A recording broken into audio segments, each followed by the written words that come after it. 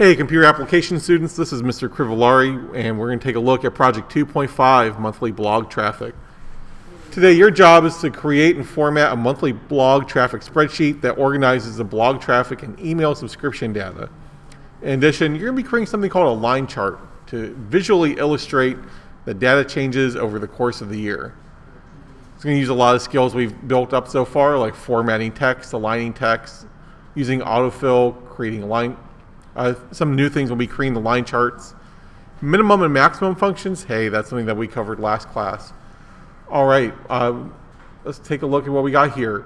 I've done step 1 already and opened up a new spreadsheet. I've also done step 2, renamed my sheet right up here. Before I started recording, I did step 3 and typed in all of the data that you will find on the very last page of this packet.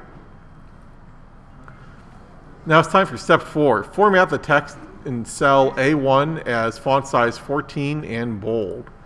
So I'm going to double click it, change to 14, hit enter, and also bold.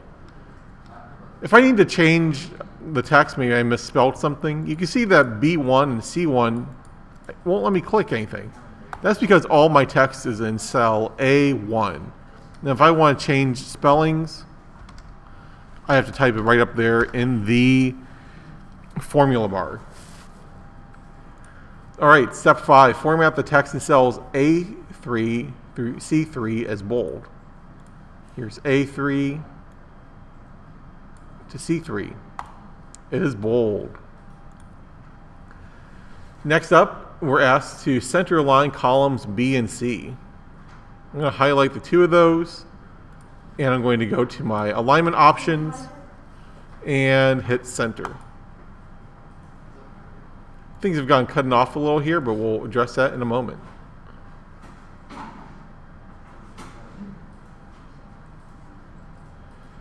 You know what? Looks like I missed a step back here in 3. Resize the column so that all data fits appropriately. So I might need to stretch this out a little bit.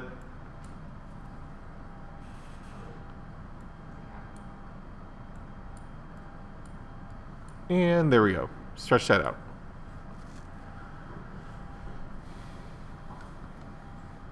All right, step 7, use the data in cells A3 through C15 to create a line chart. You've done this sort of work before. We're going to click on A3. We're going to highlight all the way down to C15.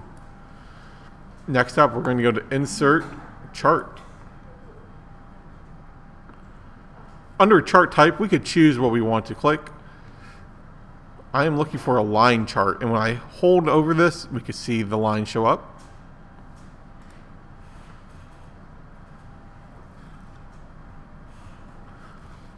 Before I close anything out, I'm going to step over to step number 8. Customize the chart as follows. Change the chart title to Monthly Blog Traffic. So let me change that to Monthly Blog Traffic.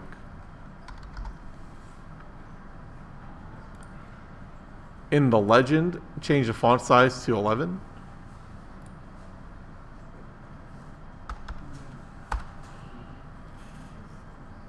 Change the chart background color to light gray, number 3. Go up here, chart style, background color,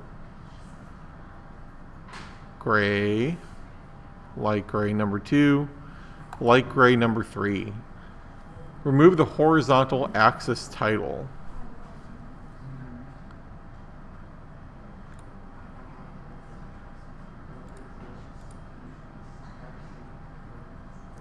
Looks like my best bet here is to hit delete. Oh, hey, if you make a mistake, you can go to edit, undo.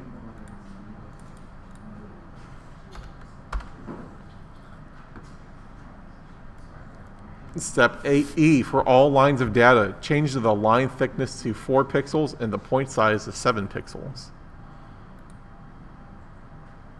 So again, I'm going to take a look around. For all lines of data, here, maybe grid lines and ticks.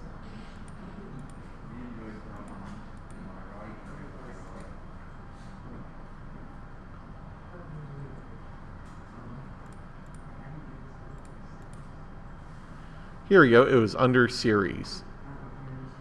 So for all lines of data, change the line thickness to 4 pixels.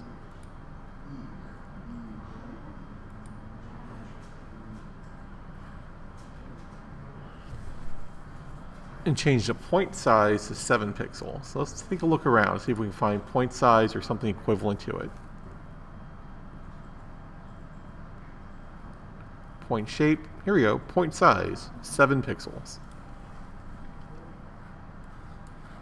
Finally, for all lines of data, change the point shape to a circle. Hey, that was already the default shape, but you can see that we have these different options.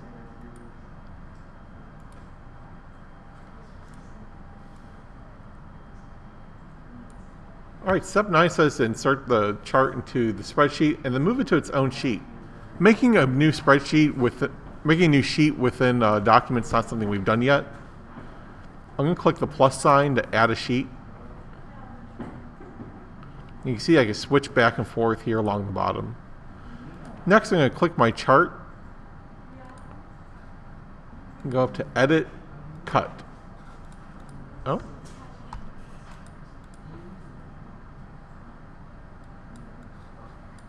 Let's try, here we go, right click, move to its own sheet.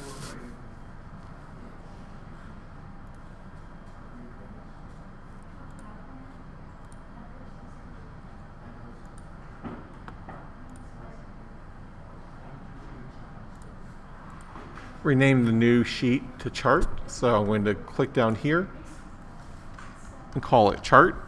If that doesn't work for you, you can right click and choose to rename it. Return to the original spreadsheet.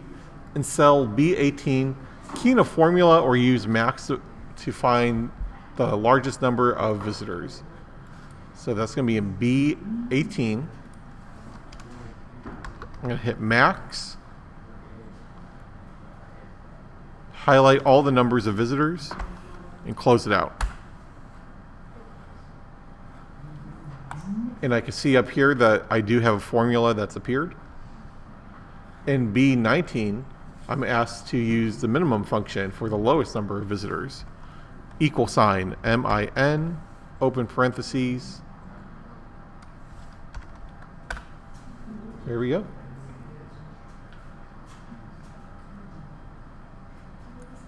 In B20, we're going to use a new formula to find the average, which, guess what, is called average. Find the average number of visitors.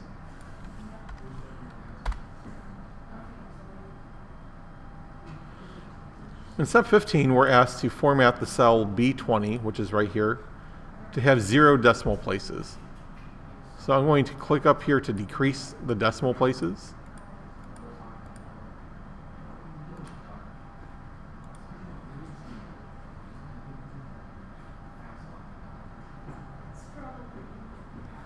And though we weren't asked to do anything with C19, I'm going to go ahead and take care of that as well. So I want to find out the largest number of email subscribers I had, the lowest number of email subscribers I had, and finally the average number of email subscribers that this blog had. And just like before, I'm going to drop the decimals, and there you have it. This one has more moving parts than some of the other things we've done before, but on the whole, this is going to use most of the skills that you've already mastered up to this point. I'm seeing a big drop off in October. Did I type that in correctly? No, I did not. So 746. Take a look at your chart, see if there's any wild drops, and then you're good to go and turn this in. Best of luck and have a great day.